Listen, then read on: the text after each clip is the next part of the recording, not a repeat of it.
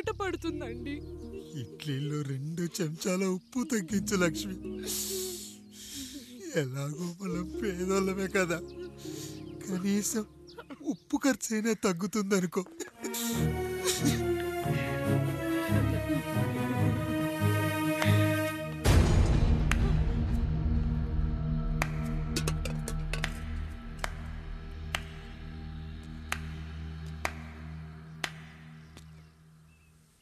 పప్పు రుబ్బుతున్నావా పెదరాయుడు?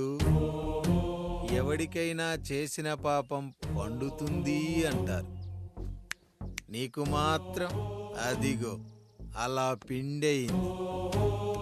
అరే రే రే రే రే, చేతి నిండా భార్యలు, ఇంటి నిండా బంధువులు, బీరువా నిండా డబ్బులు, ఊరి నిండా జనాలు. ఏరి ఎక్కడ? ఇంటర్వెల్ ముందు ఇంటర్ చదివే కుర్రాడు ఏదో ఆవేశంగా డైలాగులు చెప్పాడు, సెకండ్ హాఫ్ కు మర్చిపోతాడు అనుకున్నావు కదూ? మర్చిపోవడానికి నువ్వు నాకు ఇచ్చింది అప్పు కాదు, ద్రోహం. అమ్మ వచ్చిన ప్రతిసారి అడిగేవాన్ని, అమ్మా నాన్నెక్కడా అని. నీ గురించి తెలిసాక నీ ముందుకొచ్చా, నీ బ్రతుకుని ఇక్కడి దాకా తీసుకొచ్చా. పిక్చర్ అభి బాకీ హే మేరా పితాజీ. నిన్నిలాగే వదిలేస్తే ఈ ఆండ్రాయిడ్ తో వదలవు. సామ్సంగ్లు, హెచ్టీసీలు, లెనోవాలు అంటూ కనిపారేస్తూ మా అమ్మ లాంటి కోసం తిరుగుతూనే అంటావు.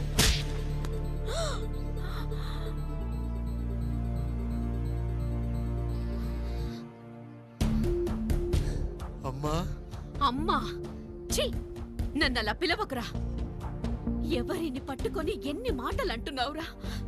రాయికి వరమిచ్చిన రాముడు దేవుడైతే, ద్రౌపదికి చీరిచిన కృష్ణుడు దేవుడైతే, నాకు బిడ్డనిచ్చిన ఆయన కూడా దేవుడేరా. ఏంటి, ఇలానే వదిలేస్తే బిడ్డల్ని కంటూ వెళ్తాడా? అసలు ఆయన కంటూ సొంతంగా ఒక్క బిడ్డ కూడా లేడురా.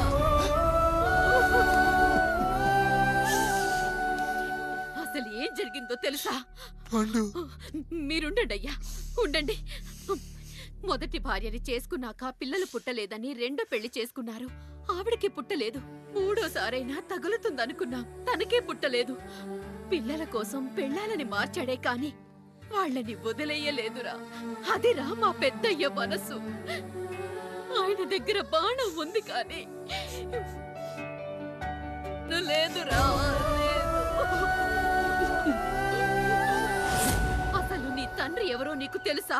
తెలుసా? ఇదిగో ఈ కాముడేరా నీ తండ్రి. గేదె నల్లగా ఉన్నంత మాత్రాన పాలు తెల్లగా ఎలా ఉన్నాయనే కదరా నీ ప్రశ్న.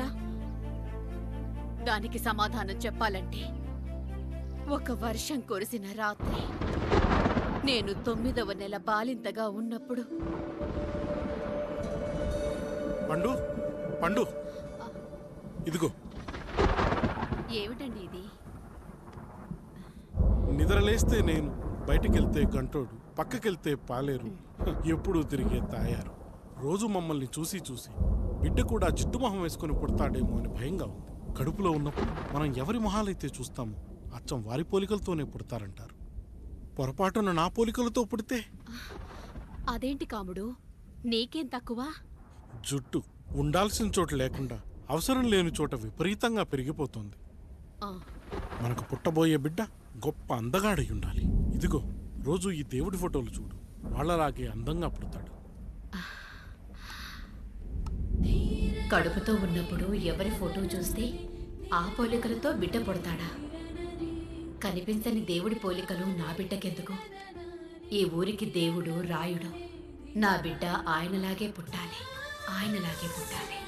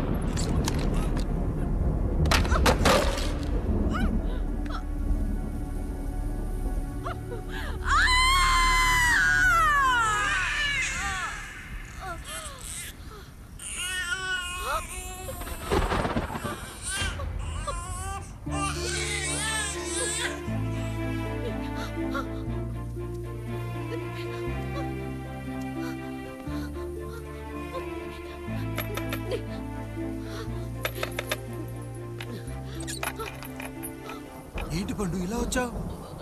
అయ్యా, తప్పు జరిగిపోయింది పెద్దయ్యా. ఏం జరిగింది? అసలే నువ్వు ఒట్టి మనిషి కూడా కాదు. ఒక్కసారి ఇటు చూడండి అయ్యా.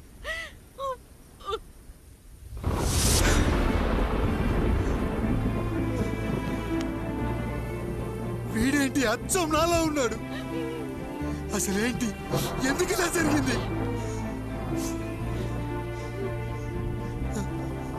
నువ్వు ఎప్పుడైనా చీకట్లో పంపు సైడ్ దగ్గరికి వచ్చావా?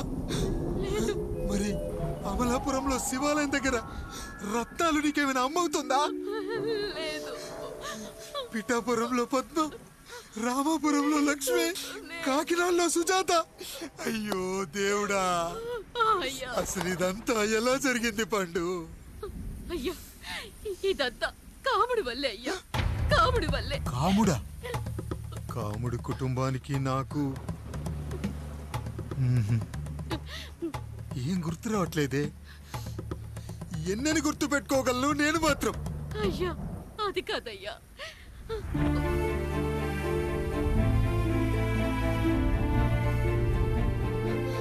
అలా రోజు మీ ఫోటో చూసి చూసి అచ్చం మీలాగే పుట్టాడు. అయ్యో, నా పోలికతో బిడ్డ కావాలనుకోవడం ఏంటి పండు?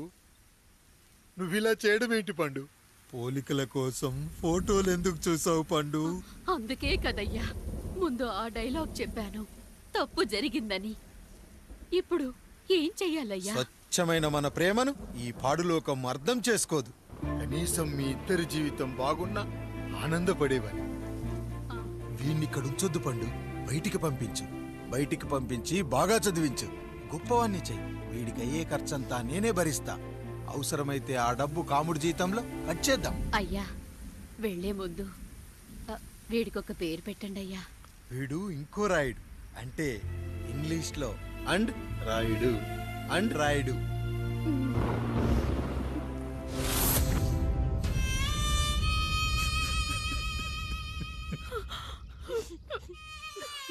ఇదిరా నీ కథ, నా గతం. నిన్ను చదివించడం కోసం ఆయన మీ నాన్న జీతంలోంచి నెలకి 3,000, 4,000 కోసేసిచ్చేవారు. అప్పుడు ఆయన పడిన బాధ పగవాడు కూడా పడకూడదు. చూసావారా, దేవుడు లాంటి పెద్దయ్యని అనవసరంగా అనుమానించడం ఎంత పెద్ద తప్పు చేశావో అర్థమైందా? ఒకడు నిమ్మకాయ పెట్టి పసుపు వేసి ఉప్పు కలిపి పులిహోర చేయొచ్చు, కానీ ఆ పులిహోర ఎప్పటికీ దేవుడి ప్రసాదం. నువ్వు ఆ దేవుడి ప్రసాదం. ఇక ఆయనే మీ నాన్న. చూసావా అమ్మా, ఈ రోజు నుంచి నాకు 3 అమ్మలు, 2 నాన్నలు. నీకు మాత్రం ఒక్కడే భర్త, నాన్నకు మాత్రం ఒక్కటే భార్య. మా నాయనే.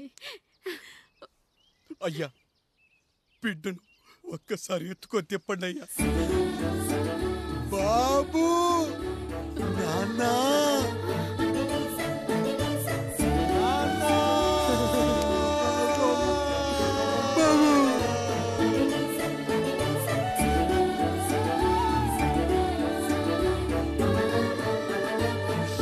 నన్ను క్షమించు నాన్న.